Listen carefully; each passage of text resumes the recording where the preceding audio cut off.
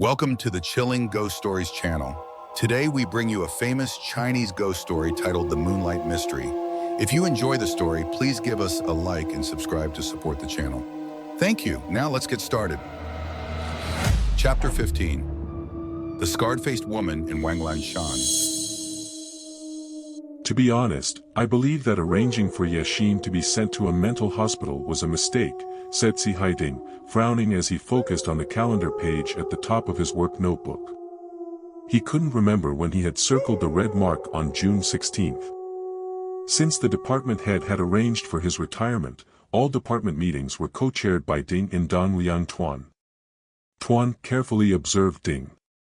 He had been the one to decide to send Shān to the hospital, but now, in front of the junior doctors, Ding was admitting to a wrong decision. What did this mean? Both men were competing for the position of department head, and the announcement of the appointment would be soon. Rumors from higher-ups suggested that Ding had a slight advantage, so Tuan's challenge wasn't without purpose. In recent years, Dr. Ding has sent similar students to the hospital. I'm sure you've carefully considered all aspects, and perhaps it pained you to do so, didn't it? Tuan, who had spent 2 years training in the US, understood the ruthlessness of competition. If one showed leniency towards Shān Gong, a figure from Eastern Zhou's history, known for his ruthless behavior, it was like committing suicide, so he retaliated directly. Ding knew that Tuan's question was a direct attack. He felt a bit disheartened but controlled himself and responded slowly. Shān's situation is different from those female students. Before going to the hospital, those girls showed clear signs of poor academic performance and severe confusion in speech, or they were frequently in and out of consciousness. But Shān's academic performance not only remained steady but even improved. She scored full marks in anatomy just a few weeks ago. But the fact that she keeps claiming to have met her father's spirit, does that show rationality? She also claimed to have seen the technician from the research department, who had been dismembered, even though he's still alive, suffering from a cerebral hemorrhage and in the hospital for observation. Is this rational behavior? Tuan pointed toward the patient room. And there are numerous other bizarre statements and actions recorded in her medical file. If I'm not mistaken, it was both you and I who examined her and documented it, right? The doctors exchanged glances, surprised to learn that Shān's case had been examined by both deputy department heads. You're correct, but we need to analyze this more thoroughly, said Ding. We know that Shān has been under great mental pressure. When a person is overstressed, they may speak about things buried deep in their subconscious, but that doesn't necessarily mean the condition is serious enough to require hospitalization. I believe she doesn't fully trust me, and both you and the school might be withholding something. They may think that even if they tell us, we wouldn't believe them. Let's not forget that her trip to Wuxi was related to a murder case, not a coincidence. It's clear that Shān sensed something and was driven by a strong desire to solve the murder of 405. What I'm trying to say is that she doesn't necessarily want to be ignored by us. We should prioritize psychological assistance rather than rushing to treat her with medication. If we hospitalize her, wouldn't that be more convenient and allow for more detailed psychological support? Tuan said, still feeling that Ding was only arguing for the sake of it. If you insist on not hospitalizing her, I'll take full responsibility for her treatment. Ding smiled wryly. Dr. Tuan, do you really think that sending a young woman, who might still be mentally healthy, to our psychiatric hospital would be beneficial for her psychological support? The psychiatric hospital was located on the outskirts of the hospital district, with the core being the Second Medical University of Jiangjing, surrounded by the suburbs. The entire hospital was encircled by a grove of 30-year-old Chinese parasol trees, offering a peaceful atmosphere. Particularly in the psychiatric ward, which was far from the bustling noise of the outside world, it provided a place for quiet reflection. The ward was a large 3-story building, with male patients occupying the second and third floors, and female patients on the first floor. Most patients were placed in the large ward, which included several departments: general neurology, intensive care, elderly care, and addiction treatment. Each department had dozens of beds arranged in spacious rooms, surrounded by nurse stations separated by transparent glass partitions so nurses could easily monitor patients' movements. The general neurology department, with the highest number of patients, was divided into two sections. Outside the nurse station to the east was a cafeteria and recreation area, with long tables and 4 televisions hanging in the corners. Adjacent to the recreation area were rooms for visiting family members and office spaces for doctors. Further down a long hallway was a 7-story building, where medical consultations and offices were located. A small number of patients stayed in a small ward on the 3rd floor, which had individual or double rooms with dedicated nurses. These rooms were usually reserved for special individuals or serious patients. For a long time, the small rooms had been fully occupied. Despite Xiaoying's efforts to intervene, she couldn't secure one for Yashin, and thus, Yashin was placed in the shared ward of the general neurology department. Xin had cried countless times and had also tried to remain calm, but the more she tried to prove that her mind was still sharp, the more the school and the mental health professionals believed she was erratic, and her mental state was deemed too unstable, leading to the decision to hospitalize her. Hardly anyone believed her anymore, not even her mother. Many times, she felt a suffocating sense of injustice in her chest, wanting to suddenly lose control, to vent her frustration. It seemed that her fate was being twisted by an invisible, black hand. But Xin still pondered and understood that if she continued to make a scene, it would only make her medical file thicker, especially since losing control was a clear sign for the neurologists to prescribe medication, which she couldn't accept.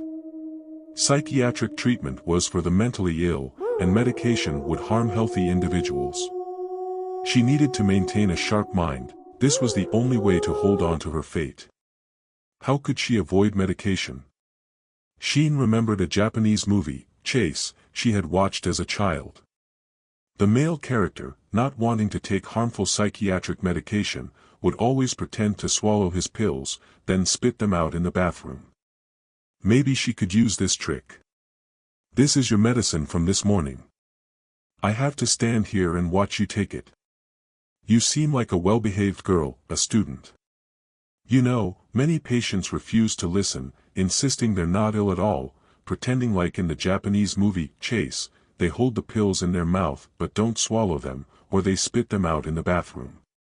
So we need to be cautious. You must drink a big gulp of water after the medicine. Yes, it's important for your stomach. The nurse broke Xin's last hope.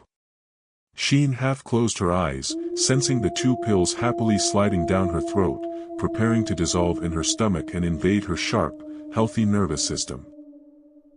The nurse, satisfied that the patient in this small ward couldn't spit out the medicine, slowly walked away.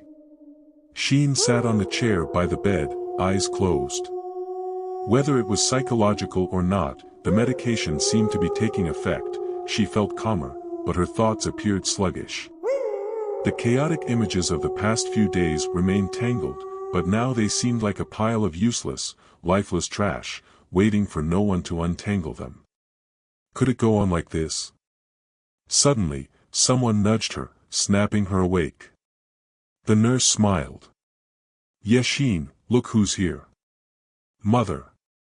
She realized her mother must be in the visitor's room. Unable to hold back, tears streamed down her face. Xiaoying was deeply distressed, tears welling up too. If you counted all the times her daughter had cried from elementary school to high school, these days must surpass them all. My dear, I have a work conference to attend, and it's almost over. I need to go back for a few days.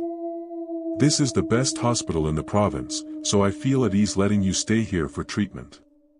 I'll come back to visit soon. Please listen to the doctors. Xin stopped crying and looked intently at her mother's face. Xiaoying still had her graceful charm, but the worry and exhaustion from these past few days had aged her a little. Do you really think I'm ill? Xin had asked this question countless times. My foolish daughter, you're not ill, I believe everything you say. Xiaoying replied gently, though her heart was torn with pain. Shān knew her mother was just comforting her. Surely, she also thought her daughter needed to be here for treatment. The two parted with reluctance. When Xiaoying turned to leave, Shān couldn't hold back her tears again. Back in her bed, Shān still couldn't shake the loneliness after her mother's departure. She sat motionless in the chair for 2 hours, hugging her shoulders. It felt like she was the only one left in the world. Xie Xuan was so infuriating. Where was he? Was he really as petty as that? Yet, she still thought of him. Did he know? Oh Yang Shang, poor thing, when would he recover? Her beloved mother, she hoped she would return soon, but then what? They would still imprison her here like this. Was this true despair? All the previous fears had only made her tremble, but now it felt real. Shān sat there until late at night. The nurse came a few times, encouraging her to sleep. Only then did she reluctantly lie down. She faintly heard the nurses sign to each other. That student really deserves sympathy. The medicine must have taken effect. Has one day of medication really caused such a quick change? It's hard to say. Had the medicine really affected her, making her this weak? But what else could she do in her situation? Would she feel better tomorrow? If so, would they make her take more medicine? It seemed they wanted her to stay weak to prove the medicine was working. Shān's mind wandered in confusion as she drifted into a restless sleep. This was not room 405, why was there a mangled face? There was no music, no pale light, but the blurry figure of a girl in a white dress appeared. It was a dream, but it felt more like a real scene. Shān focused on the girl's mangled face. It seemed familiar. You're the reason I'm in this mess, having to live with these crazy people. The girl in white shook her head and reached out toward Shān, her bony fingers pointed at her face. Shān tried to push her away, but her hands felt heavy, unable to lift. This nightmare couldn't last much longer. Shān opened her eyes wide. Oh my God, a mangled face. The weak light in the nurse's station stayed on all night and could be seen through the acrylic wall into the patient's room. The distance was too great, so it was still very dark around Shān's bed. However, she could clearly see a woman with a mangled face, one hand covering her mouth and the other caressing her face, saying, "Your skin is so smooth." Shān's arms were held tight by two other hands. Two women in white hospital gowns stood by Shān's bed. One had a horribly disfigured face, her skin covered with scars and scratches, which startled Shān in the dim light. The other was very strong, holding Shān's hands tightly in painful grips. Shān wanted to scream, but her mouth was covered, so she had to bear it. Soon, the woman with the disfigured face began unbuttoning Shān's nightgown. Shān struggled, kicking her legs, but they were much stronger than her. It seemed she had no hope left. The hands that were holding her suddenly released, followed by strange noises. Shān quickly jumped out of bed and pressed the emergency button for the nurse's station. She then saw in the distance the scarred woman fighting with the other two. The nurses, hearing the alarm, rushed in, and the other patients were also awakened by the noise. They gathered around to watch. The nurses separated the three women. Besides the scarred woman, one was a middle-aged woman, probably the one who had held Shān's hands earlier, and the other was an elderly woman with graying hair. One of the nurses scolded, "You three again. If you cause trouble, we'll report you to the doctor and use electroshock therapy." At this moment, a strong male nurse rushed over, and another nurse said, "The student is fine. The other three should be returned to their beds, and they need to be strapped in for the night to avoid causing any more trouble." Shān quickly said, "I don't think the elderly woman did anything. Please don't blame her." The nurse scoffed, "Didn't do anything. Just look at how the other two are suffering." Indeed, the scarred woman had another cut on her face, while the tall woman's forehead was swollen, and her arm hung limp as if dislocated. Clearly, the elderly woman had saved Shān. The two other women deserved to be punished. But how could the elderly woman, who seemed so frail, have caused such damage to the two younger, stronger women? The elderly woman suddenly put on an innocent look, stammering, "I didn't do anything. Look at me, I should be thanking heaven that I wasn't crushed by them. Why are you tying me up?" Two male nurses took the elderly woman to her bed first, seemingly more dangerous than the other two. Shān glanced over and saw that the elderly woman's bed wasn't far from hers. The nurse forced her to lie down and secured her with leather straps at the edge of the bed. The other two women, who had been reprimanding Shān, were taken for treatment. The nurse's voice could be heard, "If you cause trouble again, you'll be sent to the intensive care unit and meet patients even more difficult than you." At this point, Shān felt a wave of humiliation, fear, and resentment crashing over her.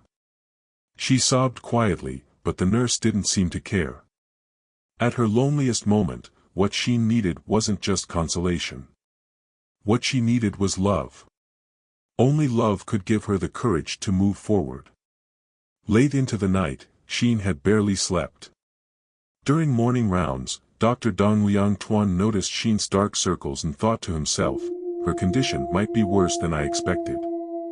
The nurse standing by reported that Shān had been calm since taking the medication, barely speaking the entire day. "That's good, the medication seems to be working well for her." Tuan nodded in approval and gave a treatment plan for Shān. He was a top neurologist at the hospital and had gained experience during his studies in the US. He was confident in his clinical skills. He had a charismatic presence, and patients often felt comfortable opening up to him, which was helpful for his diagnosis. "Shān, don't worry too much. I've planned your treatment, and with a few more talks to clear up your concerns, you should be out of here in a few days," he said gently, trying to earn her trust. "Thank you, Dr. Tuan. I will follow your advice," Shān replied nonchalantly. Tuan was slightly surprised by her calm attitude. Was she truly this relieved? Or was it just a facade? What if this was all an act? At lunchtime, Shān took her tray to the cafeteria window, waiting to pick up her meal. There was a long line, and occasionally, a patient would drop their tray, spilling food everywhere. The staff quickly cleaned up, but the line continued to move slowly.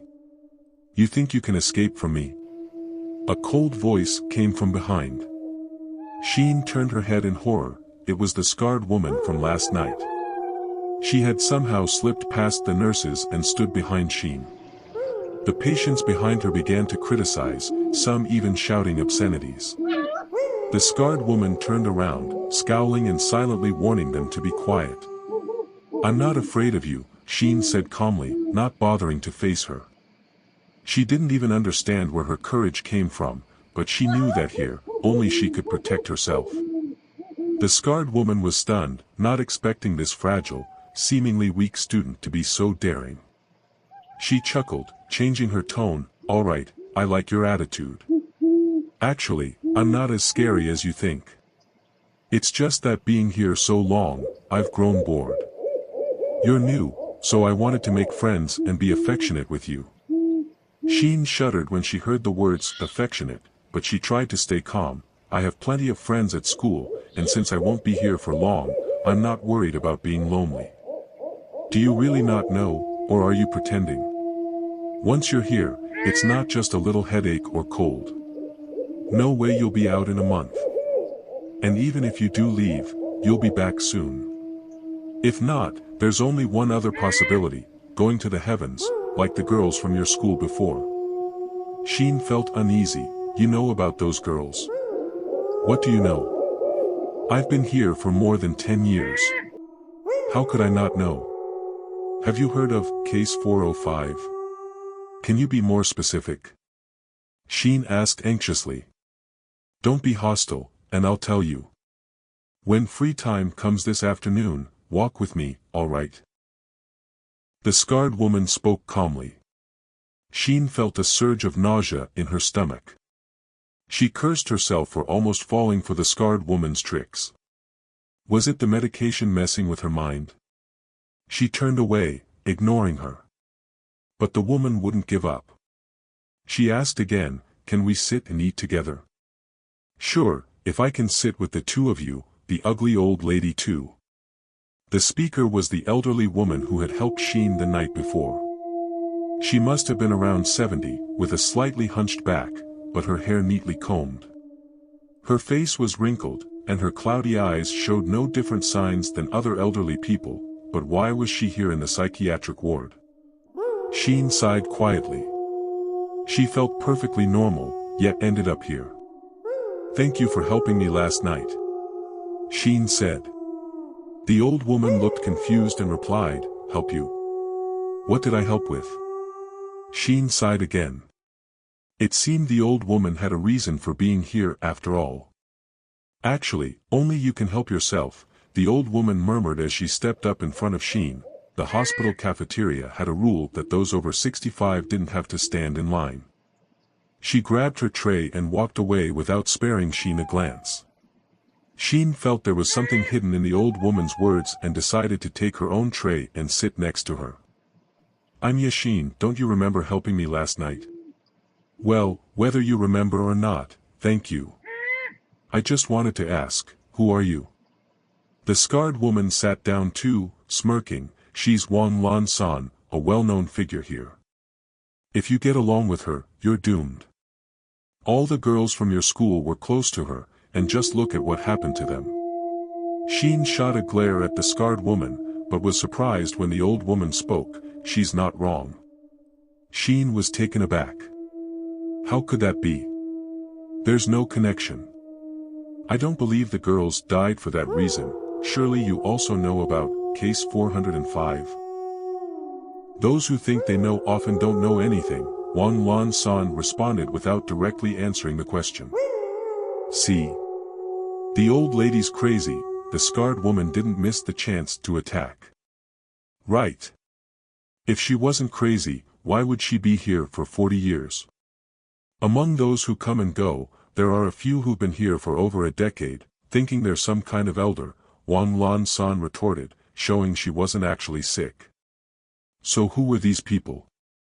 Shān felt completely disheartened. It seemed she would have to learn to live with these strange people. To interact with them, maybe she had to think like they did. What could be harder than this? They clearly needed help, but who would help her? All Shān could do now was sit still on her bed, as it seemed this was the only way to keep herself grounded. When it was time for free activities, most patients went to play ping pong, exercise, or walk around. Only Shān remained still on her bed. The scarred woman came by again, chatting aimlessly. Shān looked at her for a while, then closed her eyes and ignored her. Those girls were the same when they first came, a voice as clear as a bell suddenly interrupted. Why hadn't Shān noticed the young girl here before? She opened her eyes, shivering. It wasn't a young girl, but Wāng Lan, who had suddenly imitated a girl's voice. Wāng Lan, you. Hey, can you walk with me? Wāng Lan's previously cloudy eyes seemed brighter, sparkling with youth only a young person could have. Shān felt a chill run through her. She stood up and took a step back. Who are you? Wāng Lan took a step forward, reaching out to grab Shān's hand. I'm Jing, the youngest here. I don't get along with anyone, but now that you're here, we're almost the same age. Let's be friends. Shān pulled her hand behind her, voice trembling. How old are you? 16. Shān pressed the call button for help. A nurse came in and quickly assessed the situation. Wāng Lan is causing trouble again. I'm Jing. Wāng Lan protested. The nurse escorted her out, but not before she shot a furious, resentful look at Shān and coldly asked, why won't you be friends with me?